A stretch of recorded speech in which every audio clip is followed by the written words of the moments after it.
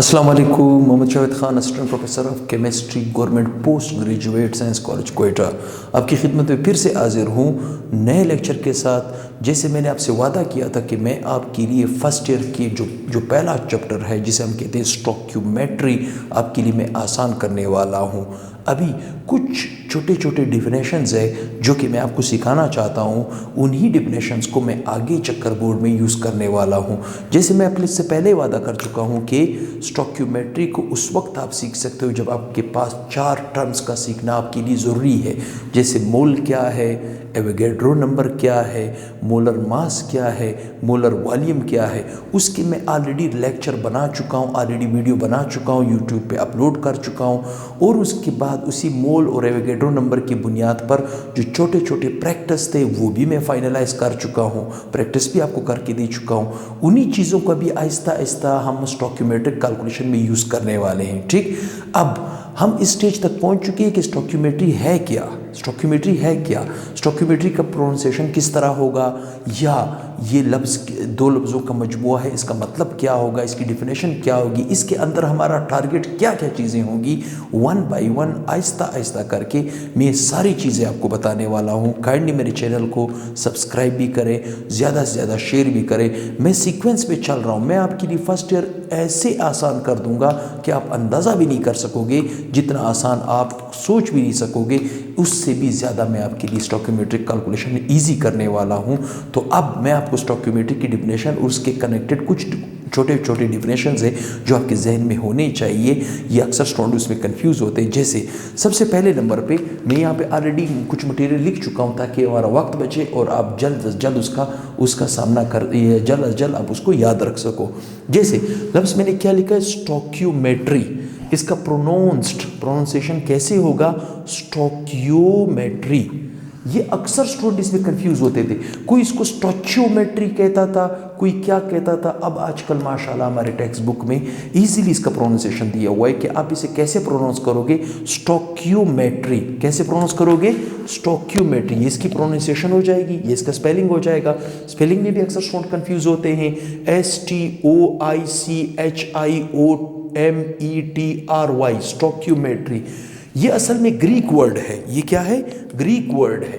ये क्या है, ग्रीक वर्ड है। ठीक है, यूनानी ज़बान से निकला हुआ लफ्ज़ है।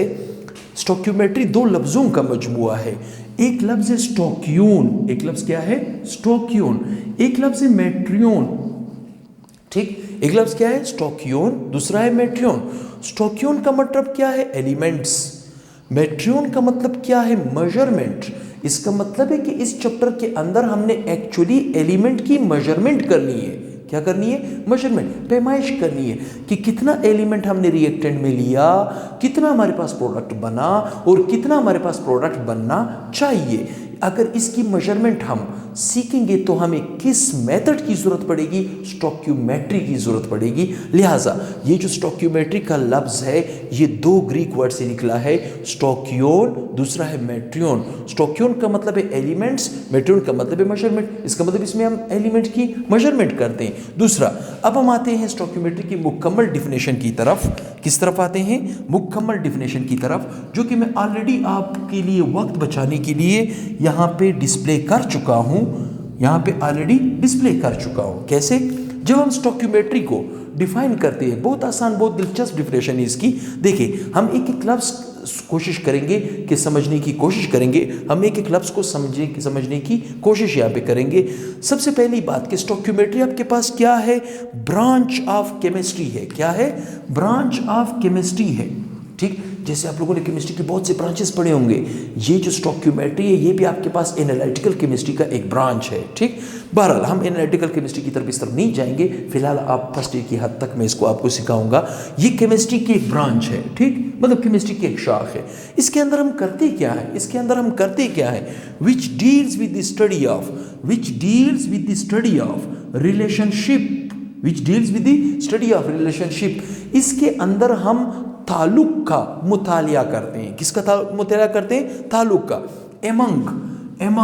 among the amount of reactant and amount of product, amount of reactant and amount of product। इस स्टोइकियोमेट्री के अंदर हम रिएक्टेंट की अमाउंट, प्रोडक्ट की अमाउंट के रिलेशन को डिस्कस करेंगे। कहने का क्या मतलब है कि इसमें रिएक्टेंट की कितनी अमाउंट थी हमारे पास, प्रोडक्ट की कितनी अमाउंट थी, लेकिन हमें किस चीज़ की ज़रूरत पड़ेगी, बैलेंस्ड केमिकल इक्वेशन की ज़रूरत पड़ेगी। किसकी?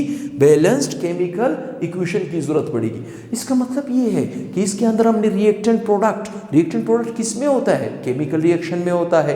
तो लिहाजा हमारे लिए छोटी छोटी डिफिनेशन का जानना पहचानना ज़रूरी है। ठीक, इसका मतलब स्टोइकियोमेट्रिक केमिस्ट्री की उस ब्रांच को कहा जाता है जिसके अंदर हम रिएक्टेंट की और प्रोडक्ट की अमाउंट, रिएक्टेंट की कितनी अमाउंट थी, प्रोडक्ट की कितनी अमाउंट हमारे पास बनेगी, हम इसका मुतालिया जब कभी भी करेंगे तो इसका मतलब है हम केमिस्ट्री की किस ब्रांच को डिस्कस कर रहे हैं, स्टोइकियोमेट्री को डिस्कस कर रहे हैं। तो यहाँ पे देखिए केमिकल रिएक्शन होता क्या है, व्हाट इज केमिकल रिएक्शन। हम केमिकल रिएक्शन को मुख्तलिफ तरीक़ों से डिफ़ाइन कर सकते हैं। कहने का क्या मतलब है, मुख्तलिफ वे है, मुख्तलिफ तरीके हैं हम केमिकल रिएक्शन को डिफ़ाइन कर सकते हैं। एक छोटा सा खूबसूरत सा डिफिनेशन मैंने लिखा हुआ है, देखिए, द प्रोसेस इन विच, ऐसा प्रोसेस जिसके अंदर वन आर मोर सब्सटेंस, वो एक सब्सटेंस भी हो सकता है, सब्सटेंसों का ग्रुप भी हो सकता है। ठीक, सब्सटेंसों का ग्रुप हो सकता है। ये मैं आपको बता चुका हूं कि सब्सटेंस का मतलब है एलिमेंट और कंपाउंड। ठीक है, लेकिन किस चीज का, रिएक्टेंट का। ठीक है, मतलब ऐसा process, the process in which one or more substance reactant is converted into what, into one or more substance product. मतलब ऐसा मरहला, ऐसा प्रोसेस जिसमें एक या एक से ज़्यादा सब्सटेंस रिएक्टेंट कन्वर्ट हो जाए एक या एक से ज़्यादा सब्सटेंस प्रोडक्ट में, तो ऐसे प्रोसेस को हम क्या कहते हैं, केमिकल रिएक्शन। या दूसरे साफ लैंग्वेज में आप यूँ भी कह सकते हो कि केमिकल रिएक्शन का मतलब है जहाँ पे पुराना बॉन्ड टूटे नया बॉन्ड बने, इसे भी हम केमिकल रिएक्शन कहते हैं। कहने का क्या मतलब है, केमिकल रिएक्शन को हम डिफरेंट वे से, डिफरेंट तरीकों से डिफाइन कर सकते हैं। ये मैंने आपके लिए एक खूबसूरत सी डिफिनेशन लिखी है, the process in which one or more substance reactant is converted into one or more substance product is called chemical reaction। अब यहाँ पे देखते हैं कि कैसे सब्सटेंस का मतलब क्या है। देखिए मैंने यहाँ पे एक लिखा है हाइड्रोक्लोरिक एसिड। क्या लिखा है, हाइड्रोक्लोरिक एसिड। यहाँ पे मैंने लिखा है सोडियम हाइड्रोक्साइड। क्या लिखा है, सोडियम हाइड्रोक्साइड। जब हाइड्रोक्लोरिक एसिड सोडियम हाइड्रोक्साइड के साथ रिएक्शन करता है तो आपके पास बनता है सोडियम क्लोराइड और वाटर। अब अगर देखा जाए इस केमिकल रिएक्शन को मैंने क्या किया, जो जो सब्सटेंस इस्तेमाल हुए उनके हमने पूरा नेम लिखा है, पूरा नाम, जो नाम उसका बनता था, जो उसका हक था, वो हक हमने उसका अदा कर दिए। अब इस पूरे नाम को लिखना हर जगह पे हमारे लिए काफ़ी एडेक होगा, काफ़ी मसला होगा, काफ़ी स्पेलिंग का सामना हमें करना पड़ेगा, काफ़ी अल्फ़ाबेट्स का सामना करना पड़ेगा। लिहाजा हम केमिकल रिएक्शन को अक्सर किस फॉर्म में लिखते हैं, केमिकल इक्वेशन के फॉर्म में। किस में लिखते हैं, केमिकल इक्वेशन में। तो यहाँ पे मैंने केमिकल इक्वेशन भी लिखा है। कैसे, केमिकल इक्वेशन क्या है, द सिंबॉलिक रिप्रेजेंटेशन। क्या लिखा है, the symbolic representation of substance, symbolic representation of substance मतलब किसी सब्सटेंस का सिंबॉलिक रिप्रेजेंटेशन, चाहे वो एलिमेंट हो कंपाउंड हो, in the term of symbols of atom। मतलब किसी भी सब्सटेंस का सिंबॉलिक रिप्रेजेंटेशन, किसी भी सब्सटेंस किससे बनता है, एलिमेंट से या कंपाउंड से। और हर एलिमेंट किससे बनता है, एटम से। हर कंपाउंड किससे बनता है, एटम से। तो हर एटम का शॉर्ट फॉर्म क्या कहलाया जाता है, सिंबल। मतलब अगर हम उसको शॉर्टकट फॉर्म में, सिंबल के फॉर्म में रिप्रेजेंट करेंगे तो उस वक्त मैं उसको केमिकल रिएक्शन नहीं, केमिकल इक्वेशन कहूँगा। कैसे, जैसे ये जो केमिकल रिएक्शन था, अब मैं इसको शॉर्ट फॉर्म में लिखने वाला हूँ। यहाँ पे देखिए ये शॉर्ट फॉर्म है। ठीक, देखिए हमारा काफ़ी वक्त भी बच रहा है, हमारी गलती भी, हमसे गलती के चांसेस भी यहाँ पे कम हो जाते हैं। कैसे, यहाँ पे मैंने लिखा था हाइड्रोक्लोरिक एसिड। क्या लिखा था, हाइड्रोक्लोरिक एसिड। अब हाइड्रोक्लोरिक एसिड में ज़रा गिने कितनी स्पेलिंग है, 1 2 3 4 5 6 7 8 9 10 11 12 13 14 15 16 अल्फ़ाबेट्स हाइड्रोक्लोरिक एसिड में है। लेकिन इस 16 अल्फ़ाबेट्स की जगह पर मैं 1 2 3 अल्फाबेट से अपने आप को चुड़ा सकता हूं। इसका मतलब है मुकम्मल नाम की जगह पे अगर हम उसका सिंबल लिखेंगे तो उसे हम क्या कहेंगे, केमिकल इक्वेशन। मतलब केमिकल रिएक्शन को हम किस फॉर्म में लिखेंगे, केमिकल इक्वेशन के फॉर्म में लिखेंगे। जैसे मैं यहां पे लिख चुका हूं, जैसे हाइड्रोक्लोरिक एसिड का शॉर्ट फॉर्म क्या है, HCl। क्या है, HCl। और सोडियम हाइड्रोक्साइड, अब सोडियम हाइड्रोक्साइड को देखिए, 1 2 3 4 5 6 7 8 9 10 11 12 13 14 15 16 अल्फाबेट पे मुश्तमिल है। क्या चीज, सोडियम हाइड्रोक्साइड। क्या चीज, सोडियम हाइड्रोक्साइड। तो इस सोडियम हाइड्रोक्साइड को देखिए जरा, यहां पे शॉर्ट फॉर्म कितने अल्फाबेट आपको नजर आ रहे हैं। एक N है, दूसरा A है, तीसरा O है, चौथा H है। कहने का क्या मतलब है कि सोडियम के लिए हम सिंबल क्या इस्तेमाल करते हैं, Na। क्या इस्तेमाल करते हैं, Na। हाइड्रो ऑक्साइड के लिए हम सिंबल क्या इस्तेमाल करते हैं, OH। कहने का क्या मतलब है कि केमिकल रिएक्शन का जो शॉर्ट फॉर्म सिंबॉलिक रिप्रेजेंटेशन हम लिखते हैं, उस सिंबॉलिक रिप्रेजेंटेशन को हम क्या कहेंगे, केमिकल इक्वेशन। क्या कहेंगे, केमिकल इक्वेशन। जैसे मैंने लिखा है यहाँ पे सोडियम के लिए मैंने क्या लिखा है, Na। जैसे मैंने यहाँ पे लिखा है क्लोराइड के लिए मैंने क्या लिखा है, Cl। क्या लिखा है, Cl। इसका मतलब है मैंने काफी स्पेलिंग से अपने आप को बचाया और हर एलिमेंट के अपने शॉर्ट फॉर्म में सिंबॉलिक रिप्रेजेंटेशन में लिखा। इसी तरह वाटर के लिए सिंबल क्या होता है, H2O। क्या है, H2O। इसका मतलब ये शॉर्ट फॉर्म है।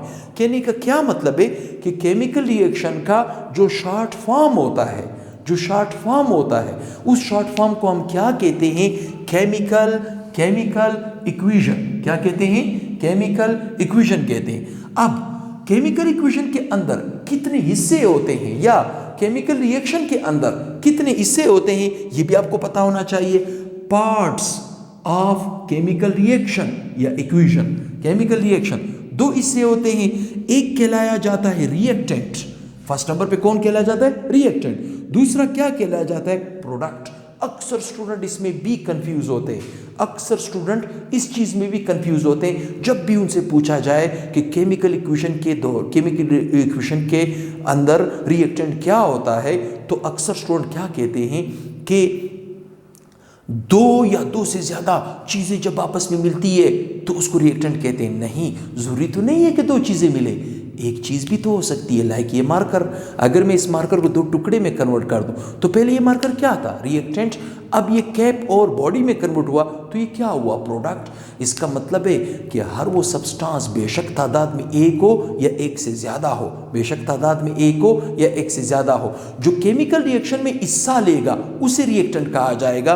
कैसे, जैसे मैंने यहाँ पे तारीफ लिखी हुई है, देखिए जरा यहाँ पे देखिए, मैं यहाँ पे ऑलरेडी डिस्प्ले कर चुका हूँ इसका डिफिनेशन। ठीक है, 2 सब्सटेंस, ऐसा सब्सटेंस बेशक वो एलिमेंट हो बेशक वो कंपाउंड हो, ठीक, taking part in chemical reaction, ऐसा सब्सटेंस जो कीमियाई रिएक्शन में हिस्सा ले सके उसे हम रिएक्टेंट कहते हैं। क्या कहते हैं, रिएक्टेंट। दूसरे नंबर पे प्रोडक्ट, क्या है, प्रोडक्ट। 2 सब्सटेंस, ऐसा सब्सटेंस एलिमेंट हो या बेशक कंपाउंड हो, which produce during chemical reaction, जो किसी केमिकल रिएक्शन के दौरान पैदा हो, केमिकल रिएक्शन के दौरान पैदा हो, ऐसा सब्सटेंस जो केमिकल रिएक्शन के दौरान पैदा हो, चाहे वो सब्सटेंस 1 हो, 2 हो, 3 हो, नंबर ऑफ सब्सटेंस हो, मतलब जो सब्सटेंस केमिकल रिएक्शन में हिस्सा लेगा, रिएक्टेंट, जो सब्सटेंस केमिकल रिएक्शन के दौरान पैदा होगा उसे हम कहेंगे प्रोडक्ट। उम्मीद करता हूं ये छोटे छोटे डिफिनेशन आपके जहन में बैठ चुके होंगे। लिहाजा मेरे चैनल को ज़्यादा से ज़्यादा शेयर करें, ज़्यादा से ज़्यादा सब्सक्राइब करें, उन दोस्तों को इन्फॉर्म करें जिनके लिए कोचिंग वगैरह, ट्यूशन्स वगैरह मसला है, वो भी इस हमारे चैनल को ज्वाइन कर सकता है। क्वेटा साइंस एकेडमी, यकीन जाने वादा रहा आपके लिए मैं इंशाल्लाह केमिस्ट्री बहुत ही जल्द और बहुत ही आसानी से मैं आपके लिए आसान करने वाला हूँ। तो उम्मीद करता हूँ नेक्स्ट लेक्चर के साथ साथ मैं अब स्टॉक्यूमेट्रिक कैलकुलेशन की प्रिंसिपल में जा रहा हूँ। असूल, आपको असूल सिखाऊंगा, उसके बाद हमारा स्टॉक्यूमेट्रिक कैलकुलेशन बाकायदा स्टार्ट हो जाएगा इंशाल्लाह। उम्मीद करता हूँ नेक्स्ट वीडियो के साथ बहुत ही जल्द हाजिर होऊंगा। ज़्यादा से ज़्यादा मेरे चैनल को क्वेटा साइंस एकेडमी के नाम से शेयर करें, सब्सक्राइब करें और दोस्तों को इन्फॉर्म करें। इंशाल्लाह मैं आपके लिए केमिस्ट्री बहुत ही आसान करने वाला हूँ। वसलाम।